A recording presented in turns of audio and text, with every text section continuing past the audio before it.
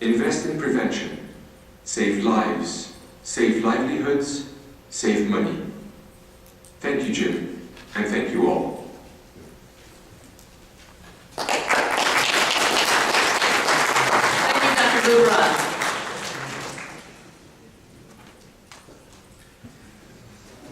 Unfortunately, we have one speaker that couldn't be with us due to a family emergency on Wilson Cabrera. So therefore, we were able to see the whole video in its entirety, and we may have a short break during his talk.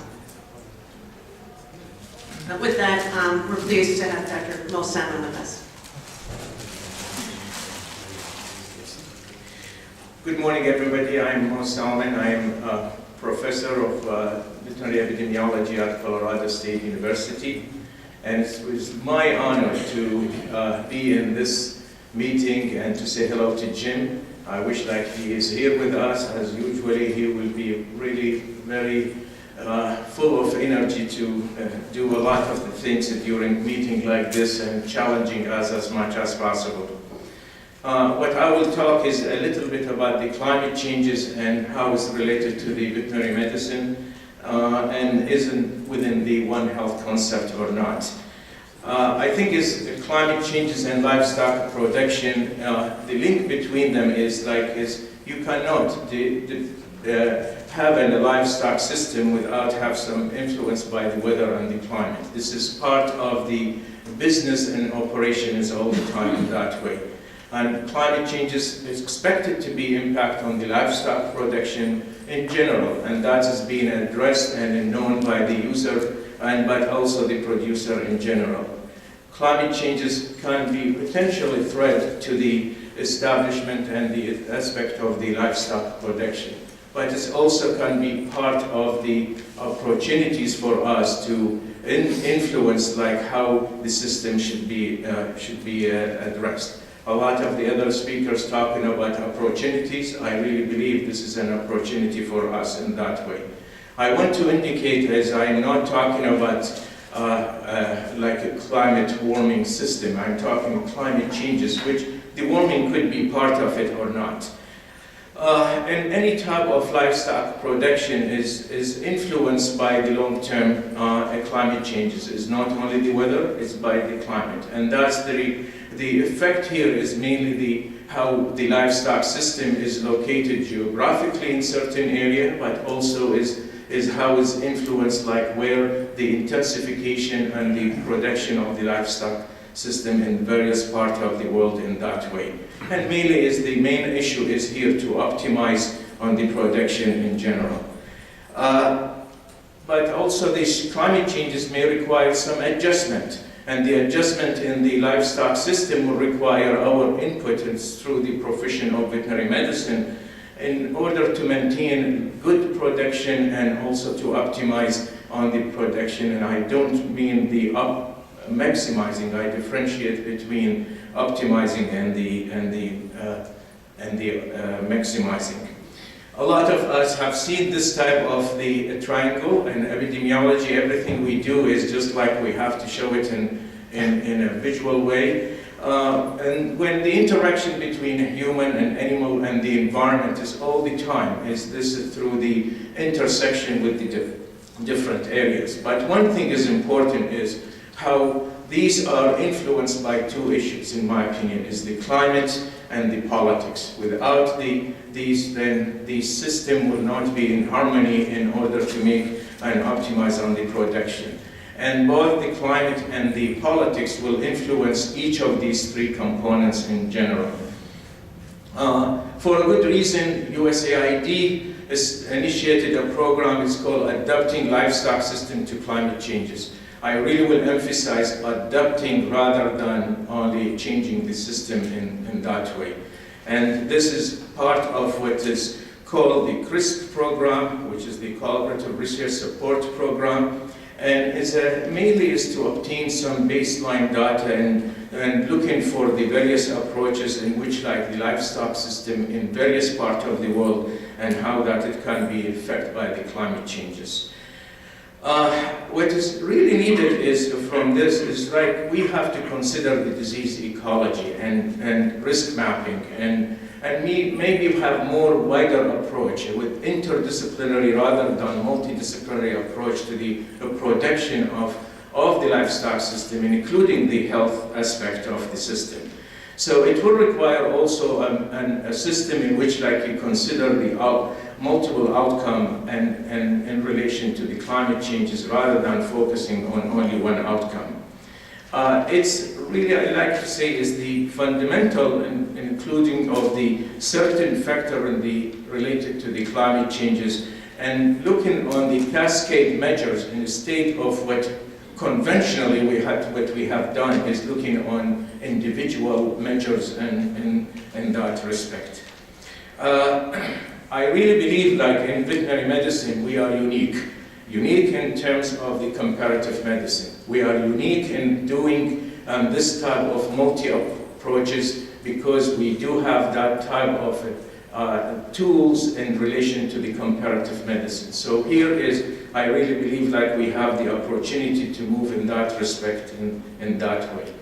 I will focus on one example because I was asked by the organizing committee and I thank them to focus on maybe an example in that way. And this is the silvopastoralism livestock system and mainly in Mexico, because mainly in the tropical area of Mexico. It's mainly as a demonstration of a prototype of the comprehensive approach to the food production in general. When I mean by food production here, livestock is part of it, meat and dairy products, but also is the plants and the cereal and the seeds and the honey and etc. So what's this silvopastoralism system? And by the way, SBS here doesn't stand for sanitary and phytosanitary. Some of you are sitting. This is mainly about silvopastoralism system. It's mainly utilizing like trees and bushes and in relation to the grasslands and maybe as an alternative to the mitigations and especially when you have a limited forage in the area. And it's mainly a combination of using like plant production and wood as well as animal production and to both to improve the soil but also to have as an alternative way to reduce the negative impact of the ruminants and the environment in that way. And mainly, and again, to optimize the production with limited resources available, whether this is in the tropical area or in another way. And it's also to improve the microclimates as much as possible and in a different, attractive way for the wildlife.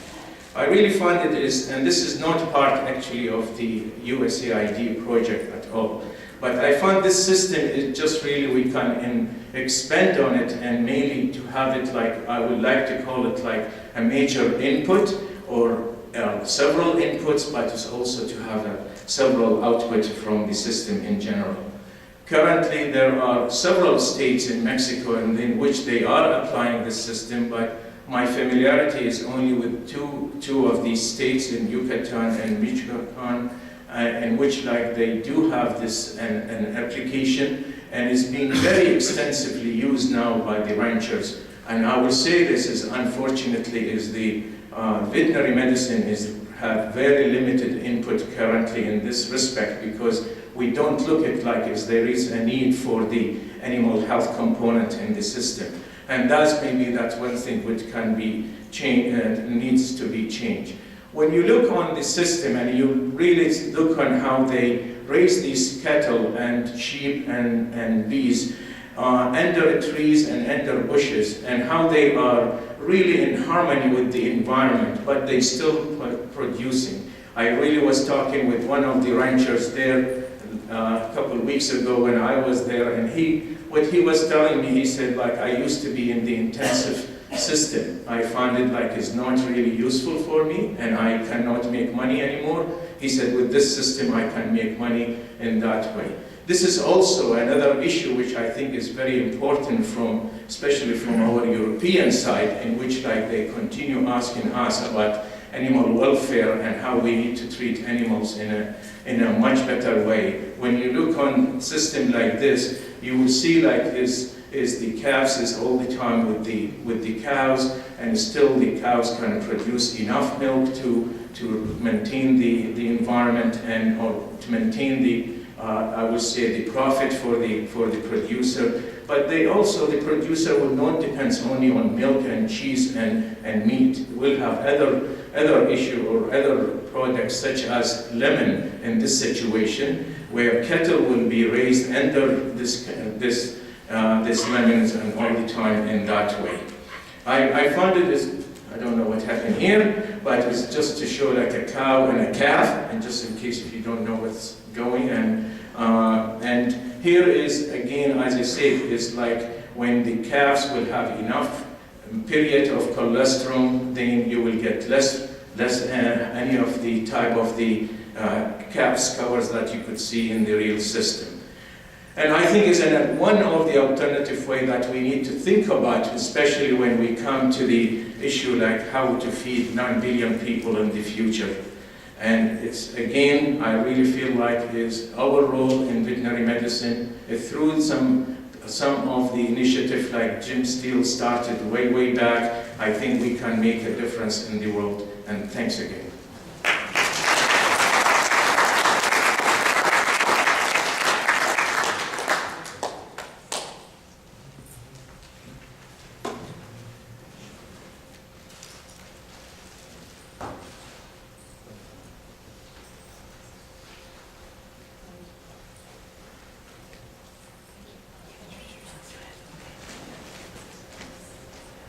Good morning. I'm Joann Lindenmayer, and I direct the DVM FPH program at Tufts Cummings School of Veterinary Medicine. And several months ago, when Karen asked for a title for this presentation, I thought, well, that's pretty easy. I'm going to talk about education, so let's think about how we can get to One Health in 10 years. And as I worked through it over the next few months and prepared my remarks today, I thought, what was I thinking? So I am going to resolve this in a way at the end, but there was a little bit of hubris in that title.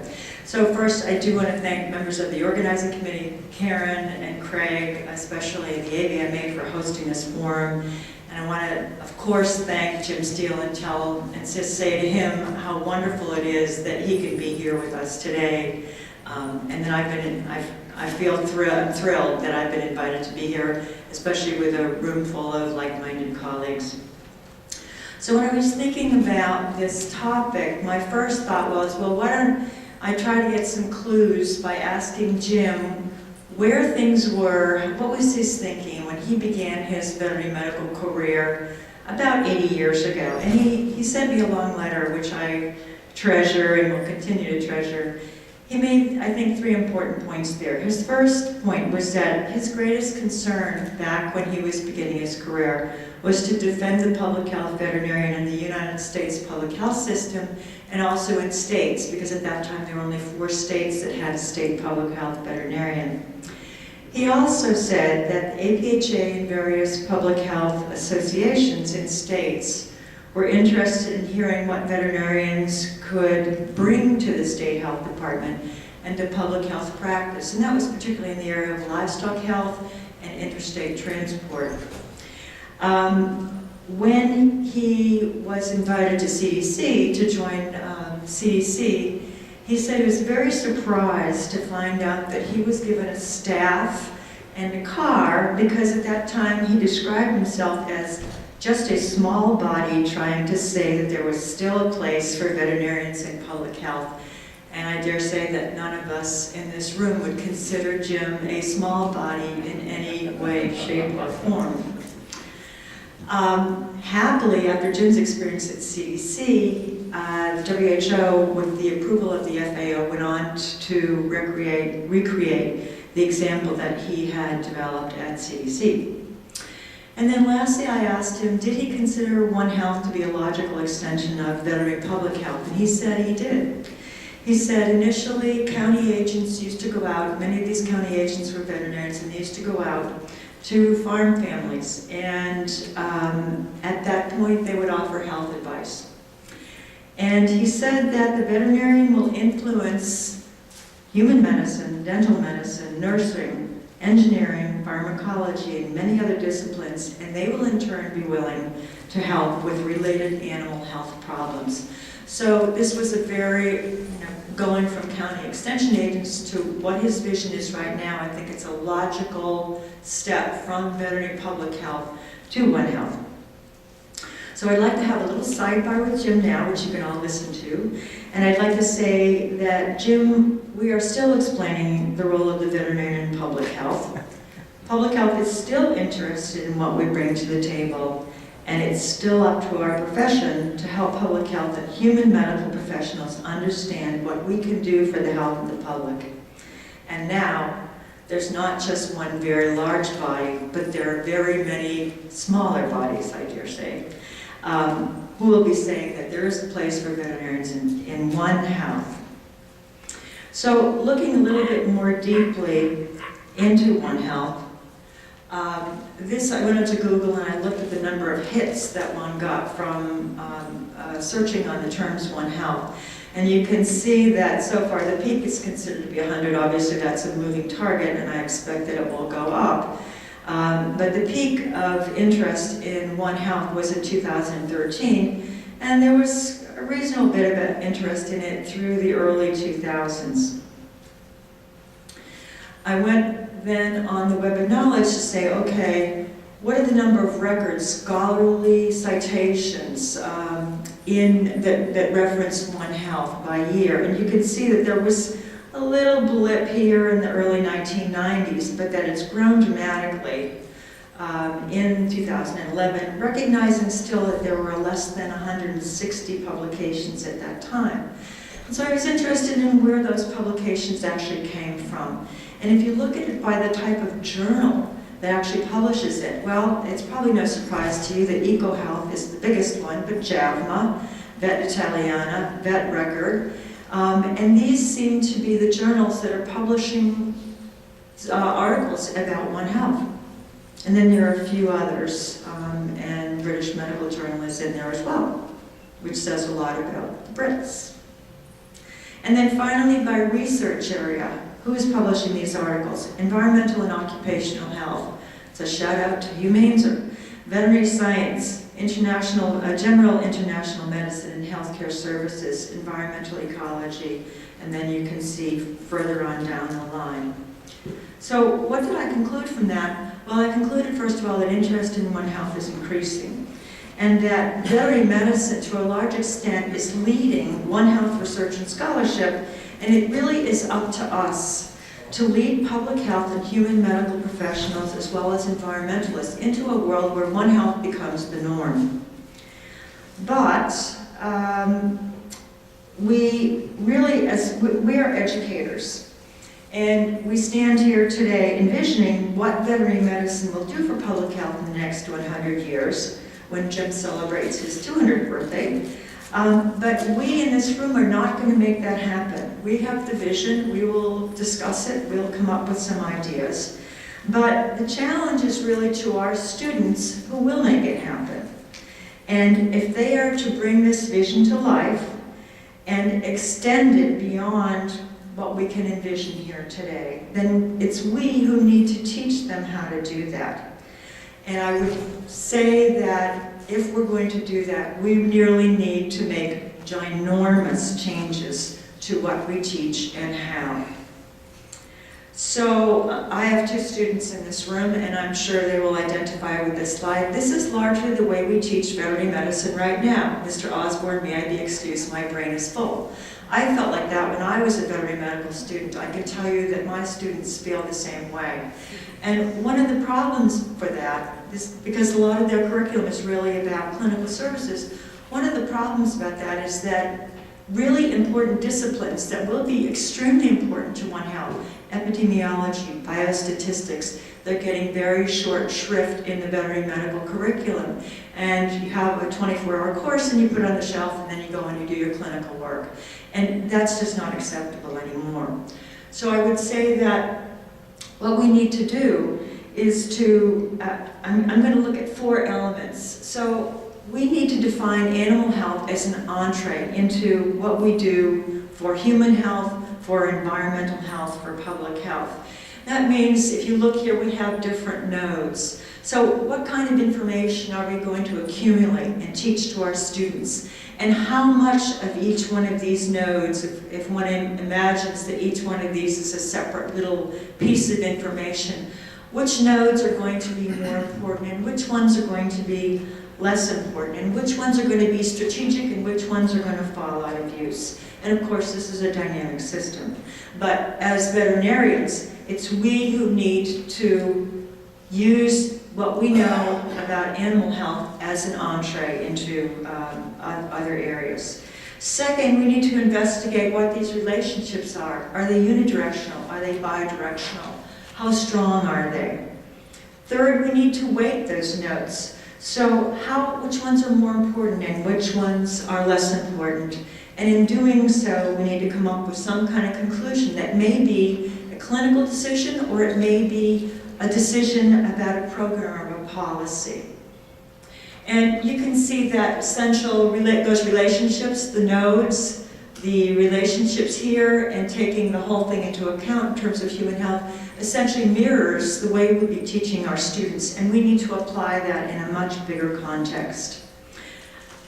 All right, and then I think the big decision that we have here is, how are we going to balance One Health? Is it really this, which I don't think is the case, or is it more like this, which I think is the case now? So it's our students who are going to have to decide how to do that. I have gotten the red light, so I want to say just a couple of more things about Jim, and I will say that as we move forward with new methods and tools to teach our students, that the other thing we need to do is to nurture the curiosity that he has for not only new information, making those connections, but also for lifelong learning and for mentoring our students as he has mentored us. Looking down the road, Jim has said that most human diseases will be under control, but it will still have disease problems that originate in nature. Nature may include all the animals we know, as well as vermin, and anything else that is not identified as belonging to the human race. And I just want to quote Albert Schweitzer 100 years ago and say, "It seems almost something abnormal that over a portion of the Earth's surface, nature should be nothing and man everything." We're not going to get there in 10, but we can at least start the process now as educators. Thank you.